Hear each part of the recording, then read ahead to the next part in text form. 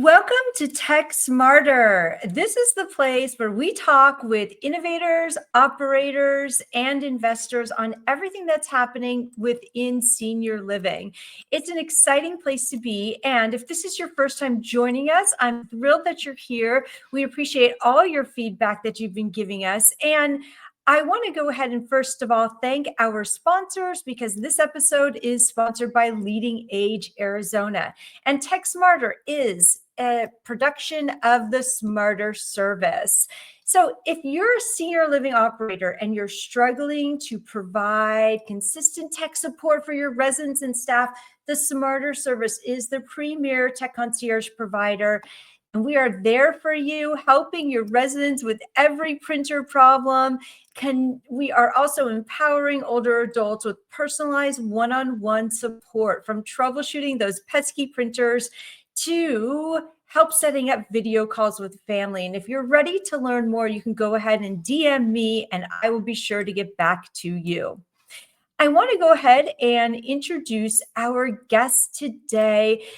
Today, we are talking with Michael Skaff, and Michael Skaff is the CIO, the Chief Information Officer at Sequoia Living. And he doesn't just talk tech, he's living the real world strategy of integrating technology across a massive senior living organization. So we're going to dive deep today with Michael. And Michael, welcome to Tech Smarter. Thank you so much for having me, Abby. It's a pleasure to be here with you today. Yeah, for my pleasure. For anyone who isn't familiar with you, would you please go ahead and introduce yourself? Sure. Michael Skaff. I serve as the Chief Information Officer, as you said, of Sequoia Living. Sequoia Living is a multi-service operator in California. We operate life plans, some affordable housing, the oldest senior center in the U.S. down in beautiful Aquatic Park, as well as another senior center, and a lot of community-based services as well. So we have a number of different service lines that serve older adults, and we are actively looking at some new service lines too. So it's a great time to be in senior living, I think, and Sequoia Living is really an incredible leader in this space, and it's a privilege to work with them. So happy to be here with you. Thank you. Thank you so much. I want to just jump right in and talk about how innovators... Can't hear you. Oh, okay.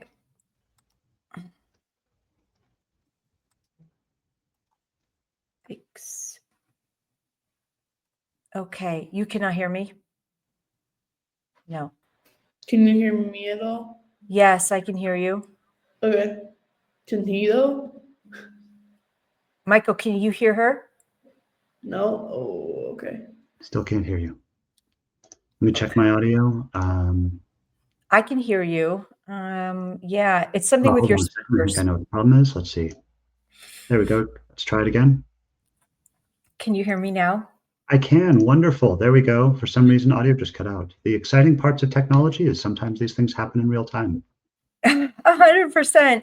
Faith, what do you think we should do? Should we start over because we're only a couple of minutes in? Or is it something that you can edit that later?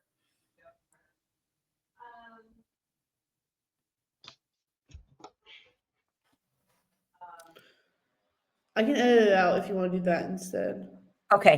Okay, let's do that. I think I was going to hop right in and start talking about and ask the first question. Okay. Yeah, just on the intro. So wonderful. Okay, no problem. So I've done so much live TV that you just kind of get over it. But we have the added advantage today. All right, great. So let's see. I am coming right back. Okay.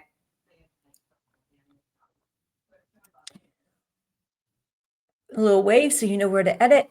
So, Michael, from your perspective, what's the single biggest misconception innovators have about developing technology for older adults, and how does that prevent them from building effective solutions?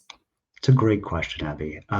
It's a challenge because there's so many good ideas out there and so many good solutions that unfortunately often don't really achieve their maximum efficacy because the folks designing them don't really validate that they will work within the context that they're hoping they will.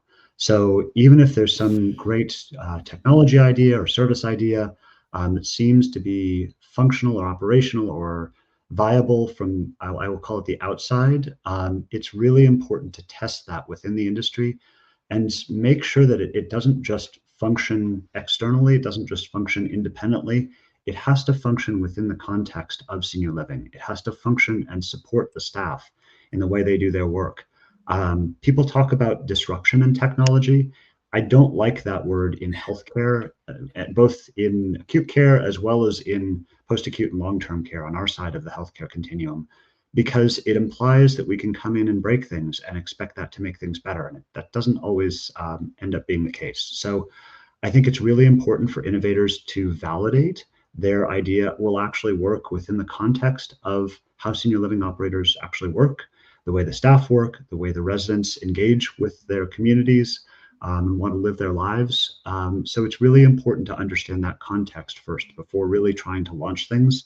And so I've spent time with a lot of these companies, these startups, really looking at their go-to-market, really looking at product market fit and saying, does this actually fit in the way you think it will? Even if it's, again, if it seems amazing and life-changing and really innovative, does it still fit in enough that it will grow and help sustain the operator in new and exciting ways? So it's that fit that matters. It really is. And I've worked with a lot of the innovators as well. And I've found that they may love their solution, but not understand and love the person that they're supporting. Yes. And yeah, I mean, we've seen this time and time again, helping an older adult with their technology and seeing how firsthand Yeah. ignoring their needs at the start can derail or disrupt a great innovation. So we've just seen this over and over again. And, you know, many organizations focus on resident facing tech, like an engagement portal, for instance, Mhm. but they neglect the back end impact. Yeah. And a lot of times that often impacts staff burnout, right? And Absolutely. turnover. Look at EHRs. Everybody thought that EHRs were such a great opportunity for patients, and they forgot about the doctors and nurses that have to work in them all the time. Amazing. It's just, it's such an oversight. What technologies are you seeing successfully move the needle on staff empowerment and retention? And how do you quantify that return on investment? Well, it's interesting you brought up the engagement platforms because they did start out focused on really purely the resident side. And I've seen now the best ones out there really think as much, in some cases, if not more, about the staff interactions with the residents and the staff operational workflows, because those have to mesh here. Those have to blend with how the residents are living their lives and how the operations are running effectively. So the best engagement platforms out there really are not just resident facing platforms, but staff facing platforms as well. And they really help support the staff operations, whether it's in logistics or transportation or food and dining or activities or life enrichment. And they really become a core platform for those staff. And if they're built well, and by that I mean not from a technical standpoint, it's really from a process standpoint. If they're built in a way that supports the way the staff work, they can be very effective tools in not making things more complex or making the job of the staff harder, but really making it easier and lightening the administrative burden for the staff. So I'm really excited to see the progress that a lot of these platforms have made over the last 5 to 10 years that I've been looking at them, because they're now very thoughtful about, hey, it's not just about the resident, it's also about the staff and what they're doing every day too, because that makes a significant difference. And to answer your second question, we look at churn numbers, we look at turnover, and we also measure staff satisfaction as much as we measure resident satisfaction. Because if the staff aren't happy, they are not going to deliver the best possible care and services to the residents.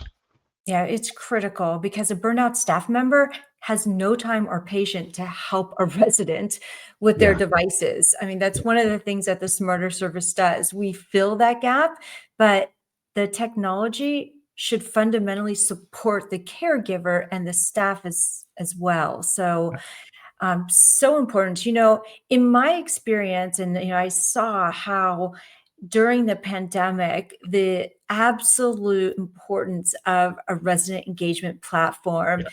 became, and that the Mhm. communities that didn't have that in place, they were just duplicating efforts all over the place. And Right. so it's really unique to see how certain communities rose to the occasion and other communities stayed in the dark ages. And you were mentioning that there's just such a late adoption of technology in senior living.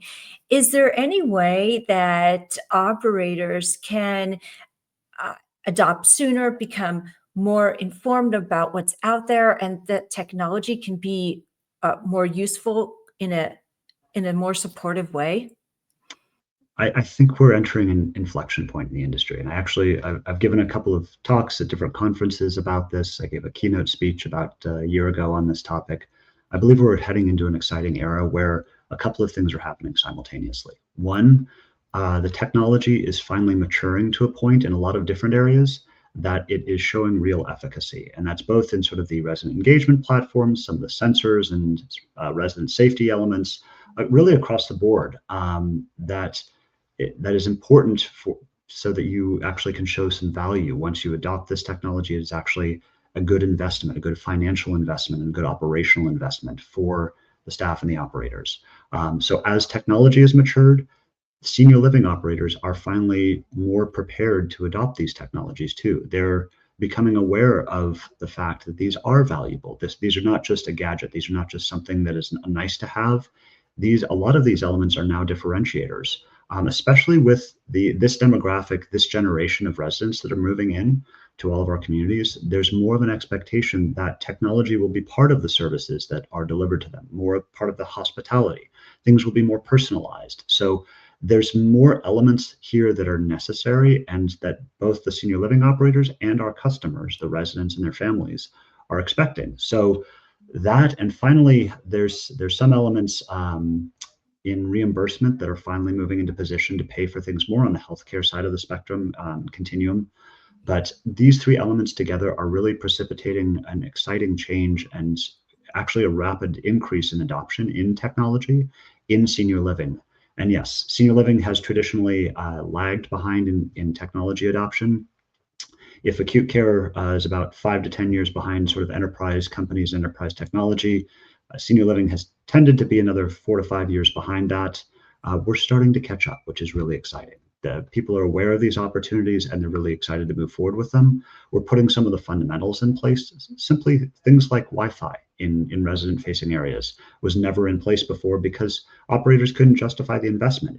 There wasn't enough use of these technologies. Now there finally is. So all of these elements move together to really support this confluence of progress in ways that will really drive adoption and really help do a lot of things. We still have challenges, I will say, with the digital divide, but as we're looking outside the industry, and you and I talked about this a little bit before this segment, I and others are taking the opportunity in senior living not just to keep having the same conversations, but to start seeing what other parts of the world are doing in healthcare, in operations, in enterprise technology, and really leveraging some of those best practices and some of the exciting innovations that are now possible. So I will be attending the health conference next week, looking at digital health opportunities, because it's good to have conversations within our industry and see what other folks are doing. I also think it's really important that we challenge ourselves to break through that inertia and the same conversations that we sometimes have and see what else is happening out there and really learn from that. Plus, finally, the AI era that we have to mention and that we're all in right now is an accelerant for progress. Everything from the user experience to what is possible behind technology, we're going to see a lot of progress based on that too.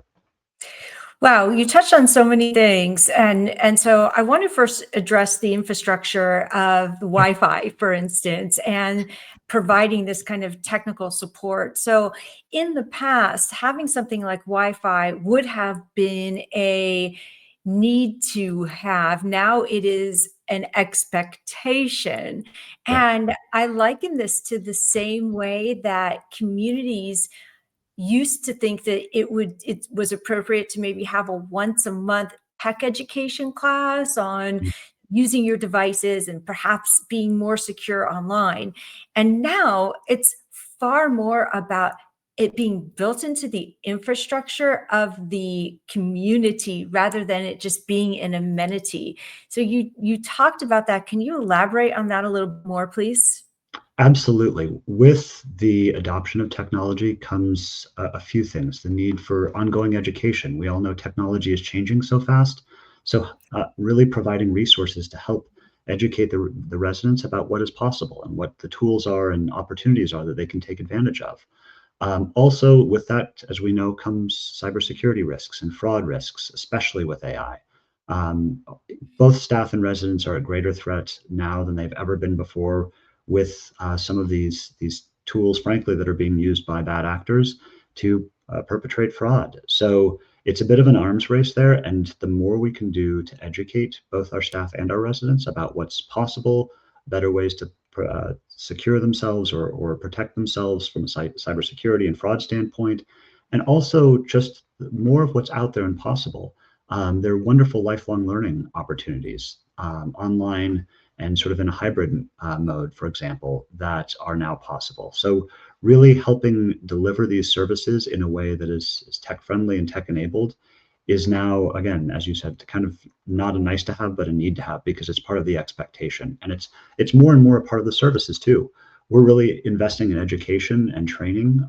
We have a much more tech-enabled life enrichment team, for example. We have an incredibly tech-savvy life enrichment team. They're as tech-savvy as our IT team in certain cases, and they're an active partner with our IT team in selecting some of the solutions now, and they're an important partner there. So it's really moving to the forefront of our operations because of what's possible and because of what the residents are asking for. I did a tour of a couple of our communities recently, just talking about cybersecurity, for example, because there was so much interest in this. People were actively asking, what should I be doing to protect myself? And really asking to be educated in these areas. Yeah, and so I am curious with there's so much of an influx of the for the need of protection and security. And so if we circle back just for a minute and talk about some of the requirements of HIPAA compliance, you mentioned that data governance, overall cyber resilience. These are the things that your team needs to know about before deploying it. And how do you assure residents of their security? It's a great question. And it's a constant challenge and it's a constantly changing challenge. So it's not something you can just sort of set a strategy for and stick with it indefinitely. It's something we have to continually evolve because the threats, the challenges, the compliance even is changing too. So HIPAA is starting to change. We're seeing some evolution and progression. Compliance usually is a lagging element in our industry and in most industries because it is always playing catch up with what is possible. So as compliance requirements change, we have to make some adjustments there.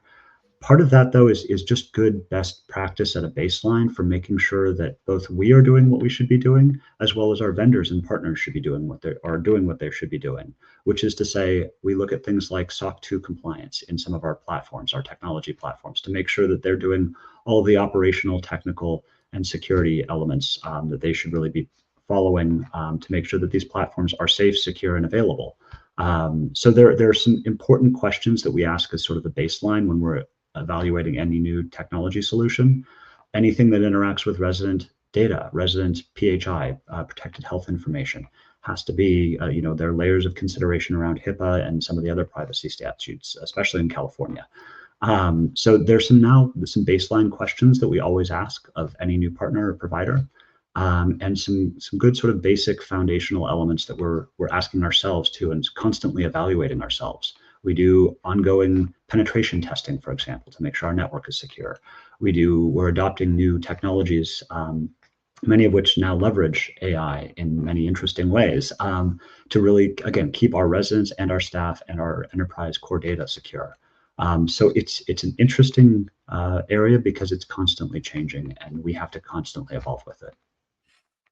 Yeah, I'm curious about leveraging predictive analysis or analytics in AI to help care for your residents' wellness. What does that mean for customizing your resident experience across your communities? I will say we're very much in the early days of the efficacy of predictive analytics showing up as valuable. You see, in much like I mentioned earlier, with acute care sort of leading the way, in part because they have more data because they've been doing some of this longer from a technical standpoint.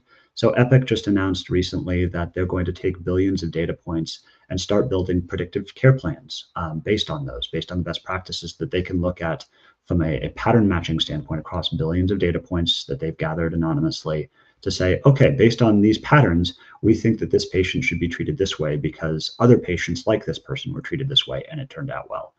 We are starting to see similar elements in post-acute and long-term care and senior living, but I think we're still in the very early days. There are elements in some of the safety technologies, so whether it's fall detection and eventually prevention, that are really exciting and really starting to show true efficacy that I'm very excited and interested in. To other areas like resident engagement that look at establishing a baseline pattern of what someone's interested in and suggesting ways either to the staff or to the resident to keep them engaged. It's like, oh, sort of like the Netflix engine. You liked these things, you might also like this.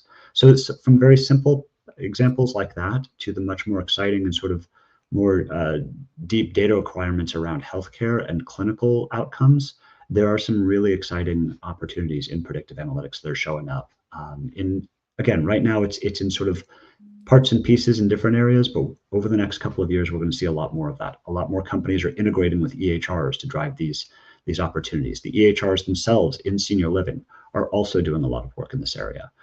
So we're going to see some very exciting outcomes, demonstrable outcomes in the next, I think, 2 to 3 years, if not this year as well, that really help drive the needle in terms of patient, client, resident outcomes, and really help improve the quality of the care that we can provide. And also importantly, continue to lighten the load administratively for the staff. Yeah, you have mentioned healthcare several times, and so I want to discuss that for a minute. What strategic steps is Sequoia Living taking to fully integrate telehealth and remote monitoring into the care model? We're looking at different pieces of this. We have a number of skilled nursing facilities as part of our portfolio. So we're looking at a number of different areas of monitoring technologies to improve and ensure resident safety. There are a number of different areas that we're excited about. We're first focused, and this is where I advise a lot of the startups to focus, really focused on our communities to start, because those are controlled environments. We know what's going on very specifically before we move out into our participants, is what we call them, the people that participate in our community-based services, because we want to prove some of this out internally and make sure that all of the operational elements, the data and the efficacy are proven out effectively. But there are some really exciting things coming together to show interesting outcomes here. So yes, we're looking at monitoring tools. We're looking at some safety tools for our residents in ways that, again, were hypothetical a few years ago and are now proven, which, again, that helps drive adoption when operators don't have to say, okay, I'm going to spend a whole bunch of money and hypothetically may get a return. We can actually see specifically the improvements in safety and outcomes. So you'll see more movement both from us and from, I think, the rest of the industry too. Yeah, 100%. I want to move into a couple final questions here. I want to know from you and your experience, what has been one of the biggest surprises in technology adoption? And also, what's been some of the biggest headaches that you've experienced? From a technology adoption standpoint, I think I've been surprised at the rate of increase in resident adoption of technology. Just a few years ago, it was more of a push rather than a pull. Now I have residents in communities that are, have retired from, let's say, IBM or from other major tech companies, and they are very, very, very tech savvy professionals that have very deep knowledge technically of what is possible, what they expect. And they're absolutely willing to get in there side by side with us, for example, and look at our requirements for our resident engagement platform, which is a wonderful opportunity for us because then we can really ensure that these are driven by the people who will be using them. So it's not just hypothetically we're gathering, what we think might be good for them, but they're doing this with us now, which is a wonderful partnership. It also provides opportunities for engagement for them. They love doing this work, and we love doing it with them. So it's really exciting to get to do this. And I think it's the rate of adoption and the rapidity, how fast it's changed has really surprised me, because we went from one paradigm, I think, very quickly to a new paradigm here. Yeah, it's funny that you mentioned that, because I remember back in the early days of working with older adults that some of my students would show up to classes with the new iPhone that didn't have a home button on it. And I thought Yeah. to myself, okay, I need to up my knowledge in order to serve them. Some of them showed up with an Apple Watch long before I had one. And so they were ready to adopt new technology before I was. Mhm. And I just see that happening more and more. And now, some of the headaches. What have been some of the biggest headaches in technology infrastructure, or just overall, that you never expected and never want to have again? Well, it's not that I've never expected some of these. I will say most of our industry is playing catch up. Mm, So with technology adoption accelerating sort of past where I think a lot of us are ready for, we're really trying to retool in a lot of places and make sure that we have Wi-Fi everywhere, make sure that we have the basic fundamental infrastructure everywhere that will help support some of this. So really just making sure that we have the right pieces in place. Also, we haven't talked about data and the use of data. That's use of data has been something that enterprise technology has used for decades. That's sort of the world I came from originally 30 years ago. And senior living is really waking up. We talked about predictive analytics. You have to have good, clean, well-structured data to do these things, and to really see the outcomes that we're hoping for. We have to really retool our data infrastructure, if you will, and how we've integrated a lot of these systems to really maximize those outcomes and maximize the value of these investments. So we're having to quickly sort of restructure ourselves and come up to speed on many of these things. The nice thing is there's a lot of precedent out there. There are good examples of where this has been successful outside of senior living as well as in senior living, but there's some good places to look to see success and what success looks like, and what we should um, where we should work on to improve our fundamental infrastructure to get to where we need to be.